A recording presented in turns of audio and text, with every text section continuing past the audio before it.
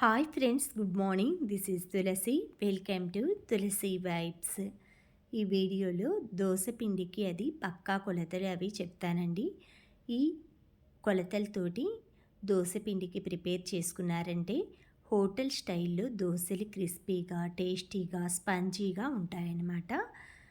ఈ దోస పిండిలోకి ఉదయాన్నే కొబ్బరి, పల్లీ చట్నీ వేసుకున్నాను. మనకి కారం పొడి, అల్లం చట్నీ కాంబినేషన్లో ఈ దోశలు చాలా బాగుంటాయి. నేను ఫ్రైడే రోజు, థర్స్డే రోజు, ట్యూస్డే రోజు ఈ 3 రోజులైతే బాగా పసుపు, కుంకుమ, పువ్వులు అవి వేసి ముగ్గులు వేసుకుంటాను. మిగతా నార్మల్ డేస్లో 4, 5 డాట్స్ ముగ్గులైతే వేస్తాను. నెక్స్ట్ కాఫీలోకి పెరుగు తోడు వేయటానికైతే పాలు కాగబెట్టుకుంటున్నాను. ఈలోపు జ్యూస్ కూడా రెడీ చేసుకున్నాను. మినప్పప్పు 1 టంబ్లర్ మినప్పప్పుకి 2 టంబ్లర్లు ఏ కొలతలో తీసుకున్నామో మనం ఆ కొలతలో రైస్ వేసుకోవాలి. తర్వాత 2 టేబుల్ స్పూను పచ్చిశనగపప్పు వేసుకోవాలి. 2 టేబుల్ స్పూను సగ్గుబియ్యం, ఒక హాఫ్ టేబుల్ స్పూన్ వచ్చి మెంతులు వేసుకోవాలండి. ఇవే క్వాంటిటీ. మనం ఎన్ని కిలోలైనా ఇంతే క్వాంటిటీ మనం కిలోల క్వాంటిటీకి తగినట్లుగా మనం యాడ్ చేసుకోవాలన్నమాట. ఇలా ఫస్ట్ మినపప్పునైతే ఒక 2-3 టైమ్స్ బాగా శుభ్రంగా కడుక్కొని తర్వాత వాటర్ పోసి నానపెట్టుకోవాలి. అంతేకాని ఫస్ట్ వాటర్ పోసేసి అలా వదిలేసేసి గ్రైండింగ్ టైంలో అయితే కడగద్దు. మినపప్పుకు ఉన్న జిగురంతా పోతుంది. అందుకని ఫస్టే క్లీన్ చేసుకొని వాటర్ పట్టి పెట్టుకోండి. ఒక మినిమం 4 అవర్స్ అన్నా నానిన తర్వాత గ్రైండింగ్ చేసుకొని ఒక 6-7 అవర్స్ ఫార్మేషన్ కోసం వదిలేయండి. మీరు నైట్ టైం గ్రైండర్ చేసుకుంటే మార్నింగ్ టైము బాగా ఫార్మేట్ అయి ఉంటుంది. పోసుకునే ముందు కొంచెం సాల్ట్ యాడ్ చేసి దోసపిండి కన్సిస్టెన్సీలో కలుపుకొని ఈ విధంగా పల్చగా ఒక్క గరిటె దోసల పిండి వేసి ఇలానే పోస్తారండి హోటల్ స్టైల్లో. కొంచెం ఆయిల్ వేసేసి ఆ పైనంతా అట్ల కాడతోటి అలా స్ప్రెడ్ చేసేసారంటే చక్కగా మనకి చిన్న మంట పైన రోస్టీగా అసలు క్రిస్పీగా దోశలు అయితే స్పంజీగా తయారవుతాయి. ఒకవైపు క్రిస్పీగా ఉంటాయి, తినేప్పుడు సాఫ్ట్గా స్పంజీగా ఉంటాయి. దీంట్లోకి కొబ్బరి, అల్లం చట్నీ, లేదు అంటే పల్లీల చట్నీ, తర్వాత శనగపప్పు కొబ్బరి చట్నీ, టమాటా మిర్చి చట్నీ, ఇలా రకరకాల వెరైటీస్ చట్నీలతోటి మనం దోశలంటే ఇష్టపడని వాళ్ళు ఉంటారు కాబట్టి మన టేస్ట్కి తగినట్లుగా మీరు చట్నీస్ తయారు చేసుకొని అందరూ ఎంజాయ్ చేయండి. మనకి సమ్మర్ కూడా వస్తుంది కాబట్టి వింటర్ సీజన్లో ఎక్కువ దోశలు తినండి. సమ్మర్ సీజన్లో ఇడ్లీ, పెరుగన్నం, రాగి జావా అలాంటివి జ్యూస్లు అలా తాగండి. తర్వాత మా వారికి అయితే breakfast with water melon juice అండి. అది నేను సమ్మర్ స్టార్ట్ అయ్యే ముందే ఏదో ఒక జ్యూస్లు అవన్నీ ఇవ్వటం స్టార్ట్ చేస్తాను. ఎందుకంటే సమ్మర్కి తగినట్లుగా మన బాడీని ప్రిపేర్ చేసుకోవాలి కాబట్టి ఫుడ్ హ్యాబిట్స్ కూడా నిదానంగా మనం వెంటనే స్టార్ట్ చేసినా కూడా అప్పటికప్పుడు అనుకోలేమండి. అందుకే సమ్మర్ స్టార్ట్ అవుతుంది, ఎండలు పెరుగుతున్నాయి అంటారు కదా రథసప్తమి తర్వాత. అప్పుడైతే ఇలా ప్లాన్ చేసుకోండి ఫుడ్ ఐటమ్స్ అలా అన్నీ ఆయిల్ తగ్గించి అలా. తర్వాత వేప పువ్వు, ఇవి బోగన్విలియా ఫ్లవర్స్ అండి. చాలా బాగుంటుంది కాంబినేషన్. రోజు స్టెమ్, వేప పువ్వు ఇలా బాగుంటుంది. ఉగాదికి వేప పువ్వుతో ఎక్కువగా మనం చాలామంది చాలా రకాల ఐటమ్స్ చేస్తూ ఉంటారు. ఉగాది పచ్చడి అలాగా. ఇది వచ్చేసి మెంతికూర రైస్ అండి. కొబ్బరి, కాజు, మెంతికూర రైస్. మెంతికూర ప్లేస్లో మీరు తోటకూర, పాలకూర ఏదైనా యూజ్ చేసుకోండి. ఈసారి అయితే ఈ రెసిపీ మనకి హెల్దీ రెసిపీ అనమాట. మీకు దీని ఫుల్ డీటెయిల్స్ కావాలంటే కామెంట్ చేయండి, నేను క్లియర్గా చేసి చూపిస్తాను. మెంతికూర రైస్ అయిపోగానే పైన కొబ్బరి, జీడిపప్పు ఆ మిశ్రమం ఫ్రై చేసింది వేశాను.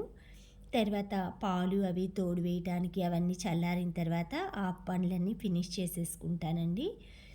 ఎక్కువగా ఈ రోడ్ సైడ్ పెట్టుంటారు కదండి జాడీలు కానీ మనకి రకరకాల బొమ్మలు, కలంకారీవి, శిల్పకళలు చేస్తారు కదా వుడ్ వర్క్స్ అలాంటివి, చేనేత కానీ మట్టి బొమ్మలు, కొయ్య బొమ్మలు, కొండపల్లి బొమ్మలు ఇలాంటివి చేసే వాళ్ళని ఎక్కువగా కొంచెమన్నా ప్రోత్సహించండి. మినిమం మీరు 100 రూపీస్ కన్నా అలాంటి వాళ్ళ దగ్గర పర్చేస్ చేశారంటే వాళ్ళ వృత్తిని గౌరవించినట్లుంటుంది. వాళ్ళు పాపం అంతసేపు ఫుట్పాత్ పైన పెట్టుకొని కూర్చొని ఉంటారు కదండీ! అలాంటి పెద్ద పెద్ద మాల్స్‌లో మనం కొన్నా, కొనకపోయినా కూడా వాళ్ళకి లాస్ ఏమీ రావనమాట. ఎందుకంటే కొనేవాళ్ళు కొంటుంటారు. ఇలాంటి చిన్న చిన్న వాళ్ళని మనం ప్రోత్సహించామంటే వాళ్ళకి ఎంతో కొంత హెల్ప్ అవుతుందనమాట వాళ్ళ ఎదుగుదలకి. తర్వాత నేను నైట్ టైమే చపాతీలు ఎక్కువ చేశాను మార్నింగ్ బ్రేక్‌ఫాస్ట్‌కి కూడా. ఎందుకంటే మాకు గేమ్స్ అవి స్టార్ట్ అయినాయండి. మార్నింగే గేమ్‌కి వెళ్ళాలంటే లంచ్ ప్రిపేర్ చేసుకొని వెళ్ళాల్సొస్తుంది. బ్రేక్‌ఫాస్ట్, లంచ్ 2 ఒకేసారి అంటే కొంచెం బర్డెన్ ఉంటుందని ఈరోజైతే పూజ అది ఉన్నప్పుడు అలా ప్లాన్ చేస్తానండి నేను. ఫ్రైడే రోజు లలితా పారాయణ అలా చేసుకుందాం అనుకున్నాను. అందుకే నేను ఇలా ప్లాన్ చేసుకున్నాననమాట. ఎందుకంటే మార్నింగ్ 8 కల్లా బ్రేక్‌ఫాస్ట్ కంప్లీట్ అవ్వాలి కాబట్టి కుకింగ్, పూజ అన్నీ అవ్వవండి. అందుకే అలా అప్పుడప్పుడు అలా చేస్తుంటాను.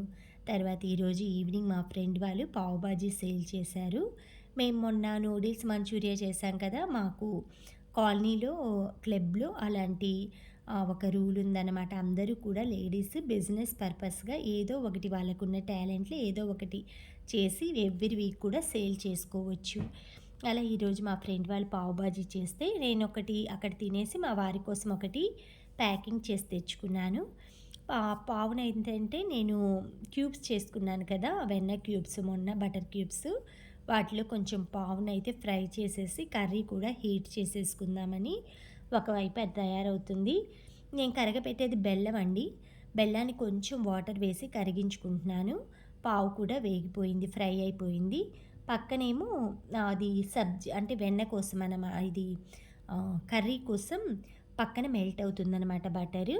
కొంచెం బటర్ ఏంటంటే మనం కర్రీలో అలా వేసేప్పుడు ఆ పచ్చివాసన పోయాక కర్రీ యాడ్ చేసామంటే బావుంటుంది.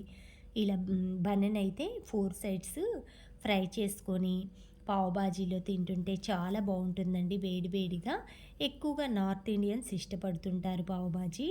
చాలా బావుంటుందనమాట. పావు బాజీ హెల్త్‌కి కూడా చాలా మంచిది. అన్ని రకాల వెజిటబుల్స్ వేస్తారు. ఘీ తోటి రోస్ట్ చేస్తారు కాబట్టి నేనిలా మొత్తమైతే మెల్ట్ చేసుకున్న. బెల్లం ఎందుకంటే నేను కరగబెడుతుంది. మొన్న మేము తిరుపతి, కాణిపాకం, అరుణాచలం అటు వెళ్ళాం కదా!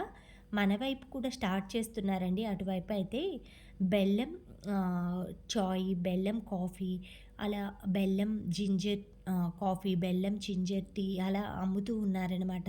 అదేంటంటే వాళ్ళు బెల్లాన్ని మెల్ట్ చేసి పెట్టుకున్నారు.